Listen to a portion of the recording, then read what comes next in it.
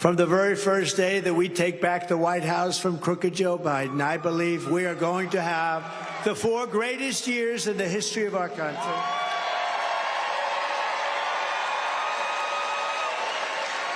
In our first term, we appointed over 300 federal judges, a record, and 3 great Supreme Court justices. Our incredible veterans, what we did for the veterans was, we had a 92% approval rating for the vets. Now they're down into the 40s again. They were in the 40s for years. 92 because we passed 2 things, the VA Accountability Act and VA Choice. Accountability. We fired 9,000 sadists, thieves, crooks, wise guys. They hated our veterans. They would beat up our veterans in not prime time. They could never have done it in prime time. But they were sadists. We had 9,000 people, and because of the civil service laws, you couldn't even think about firing them. We had somebody in one of our places that got caught stealing $400,000. Court called, you couldn't fire them, they were protected. We got that done. They've been trying to do it for 52 years, and we got it done. We fired 9,000 people and replaced them with people that love our vets. Right?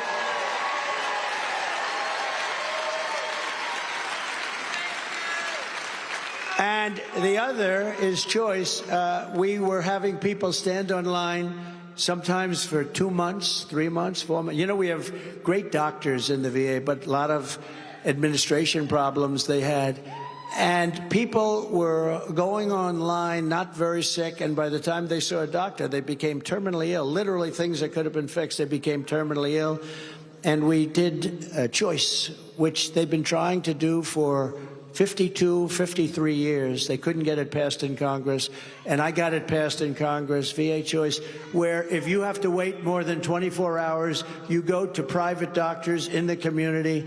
We pay the bill, you get better, and we actually, I didn't do it for this reason, but we actually saved a lot of money, but we saved a lot of lives, a lot of lives.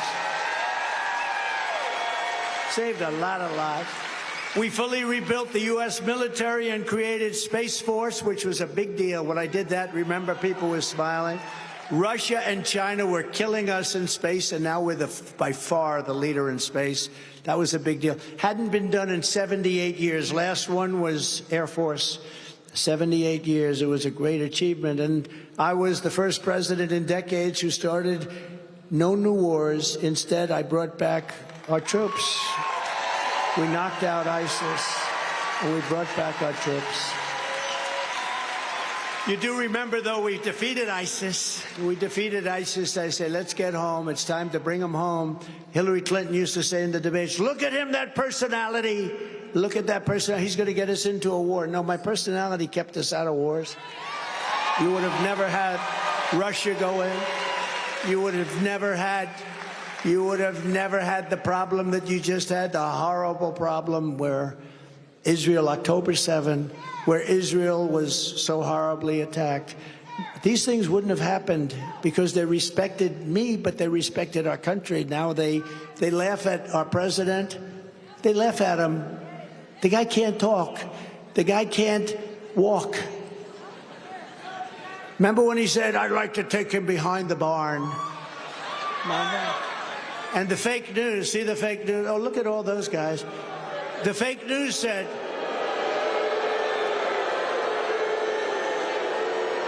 I want to take him behind. Remember that? He said, I want to take him behind the barn.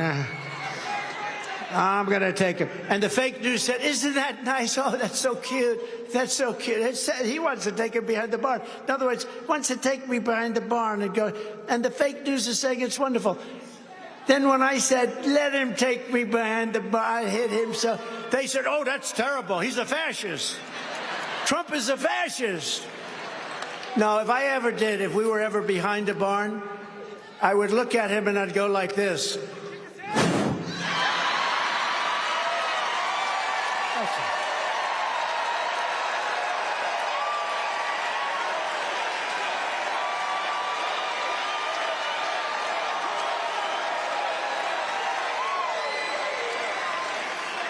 Before I even arrive at the Oval Office shortly after we, not me, we win the presidency, I will have the horrible war between Russia and Ukraine settled. I will get it settled. People dying by the thousands. Horrible thing. Under the Trump administration, we will return to peace through strength. That's what we had. They respected us all over the world. 3 years ago, we had the most secure border in U.S. history.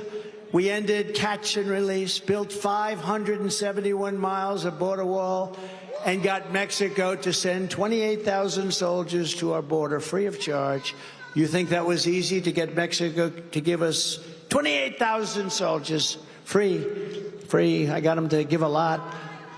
There was no mechanism. Remember, I used to say we'll get Mexico to pay for a big portion of the wall. Well, this cost them more money than the wall.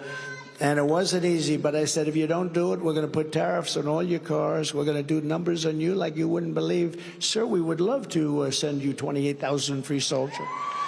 Under Biden, we now have the worst border in the history of the world. No one has been hurt by this invasion more than our black and Hispanic populations. And also, it's true. No, they're taking your jobs. They're taking your jobs. They're taking your slots on education. Black and Hispanic populations have been hurt more by this travesty where millions of people, the number is really going to be 18 million people by the time this guy gets out of office. And you know who else is being hurt very badly? The unions. The unions are being hurt very badly because you have unions that have justifiably over the years and years, people have worked there and they're earning good wages, sometimes very high wages.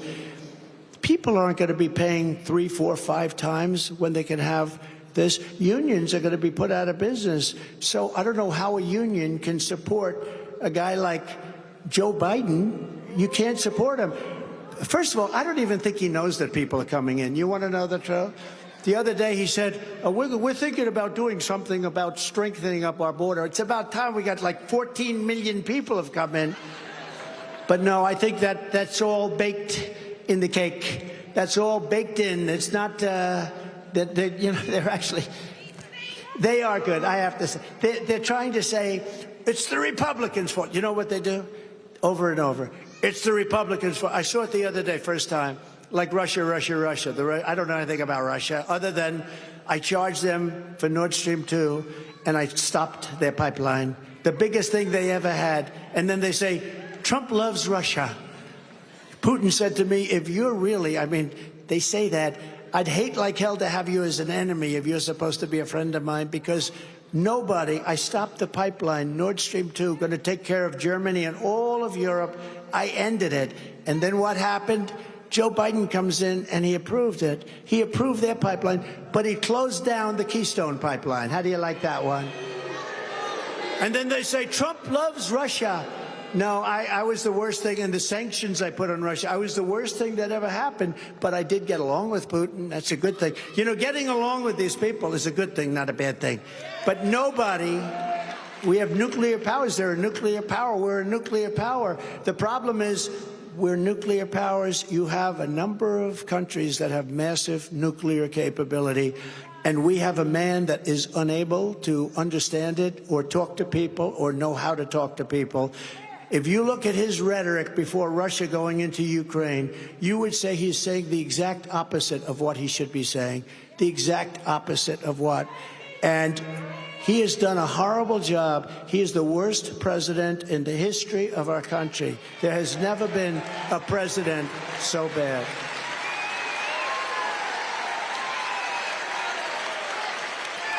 You know, just to go off for 1 second, I never spoke about him that way because I have too much respect for the office of the presidency. I have great respect for the office of the president. Thank you, darling.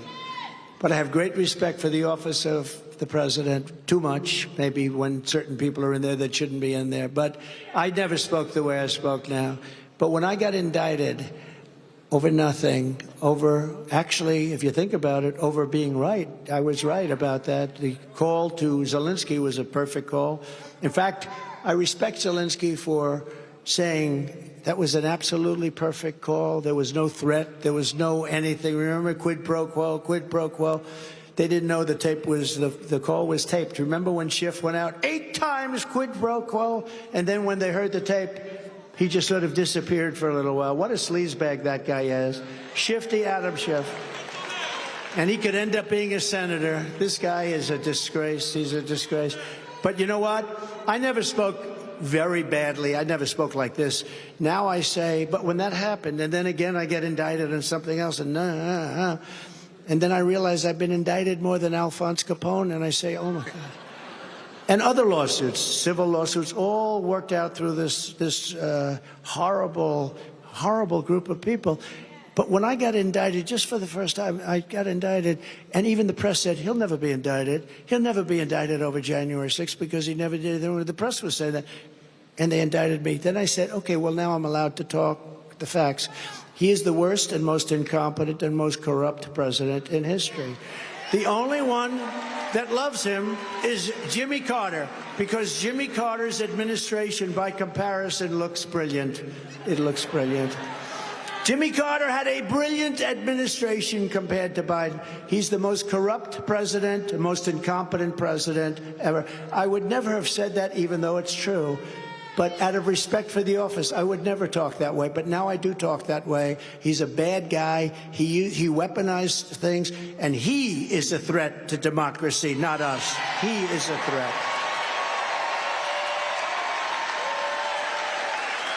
Thanks to Biden, we now have a new category of crime. It's called migrant crime. I actually added the word, I call it migrant. Do you see where they come into New York and they start fistfights with the cops? I've never seen that. You know, I've seen guys, but there's a little respect. We have great people in New York, and these guys actually are fighting them. They're fighting them on the streets. These are tough people that came in. These are people that came in from prisons. They came in from mental institutions, from all over the world, from Africa. Yesterday, the Congo was well represented. People coming out of prison from the Congo have come into our country. People coming from, think of it, people coming from all over Asia, from the Middle East, from South America, from Yemen. They come from Yemen. We're bombing Yemen. You know, here we go again with the bombs. Bombs, bombs, bombs. I could solve it all with a phone call, just a phone call, like I did with Macron of France. He was going to put a tax on. My people said, we'll never be able to stop it. I gave him a little chance, just a quick run on the story. Emmanuel Macron, head of France. And I said, get it stopped. They're putting a big tax on our companies. I said, get it stopped. And they came back and they said, we've been unable to do it. I said, I'll do it. And I called up Macron. Emmanuel, how are you? How are you? Oh, Donald, thank you so much. I am fine. I miss you so much. We must get together. I said, we will, but first we have to settle. You're putting a tax on our American companies, a very big tax. It's not fair, Emmanuel. Yes, but it has already passed. I am not able to do anything. I said, that's okay. Starting on Monday morning, every bottle of wine and champagne that comes into the United States is going to have a 100% tax or tariff put on it.